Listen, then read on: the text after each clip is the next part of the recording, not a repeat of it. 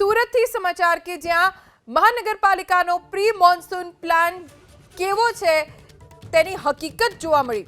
સુરતમાં વૃક્ષો ધરાશયી થવાનો સિલસિલો યથાવત છે। સરથાણામાં વૃક્ષ ધરાશયી થતા 2 કાર અને બાઇકને નુકસાન થયું। સદનસીબે કોઈ જાનહાનિ નથી થઈ।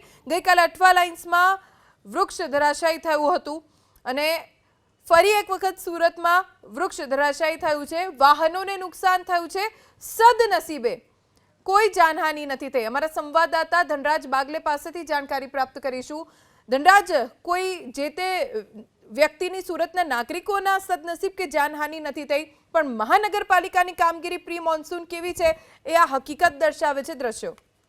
જી બિલકુલ, સુરત મહાનગરપાલિકાના અધિકારીઓ હોય છે એ સુધરે બીજા હોય છે। સુરતમાં પ્રી મોન્સૂન કામગીરી કરવામાં આવતી હોય છે, પરંતુ જે રીતે વૃક્ષોનું ટ્રીમિંગ કરવું જોઈએ, ડાળીઓ કાપવી જોઈએ, એ ન કાપવાનું માત્ર ચોપડા ઉપર આ રીતે પ્રી મોન્સૂન કામગીરી બતાવતા હોય છે। સુરતમાં એક બાદ એક ઘટનાઓ પ્રકાશમાં આવી રહી છે, તેમ છતાં પણ તેમાંથી કોઈ જાતની શીખ નથી લેવામાં આવી। ત્યારે વધુ એક ઘટના છે એ સુરતના સરથાણા વિસ્તારમાં બનવા પામી છે। સરથાણાના સીમાડા ખાતે વૃક્ષ ધરાશાયી થયું છે, જેમાં નીચેથી પસાર થઈ રહેલા 2 કાર છે એનો કચ્ચર ઘાણ વળી ગયો હતો અને અસંખ્ય બાઇકોનો કુરદો બોલાઈ ગયો હતો। સુરત મહાનગરપાલિકા ચોપડા ઉપર જરૂર બતાવતી હોય છે કે પ્રી મોન્સૂન કામગીરી કરવામાં આવી છે, ડાળીઓ કાપી લેવામાં આવી છે, પરંતુ અધિકારીઓ છે એસી ચેમ્બરમાંથી બહાર નથી નીકળતા અને જેના કારણે આ પ્રમાણેની ઘટનાઓ ઘટતી હોય છે।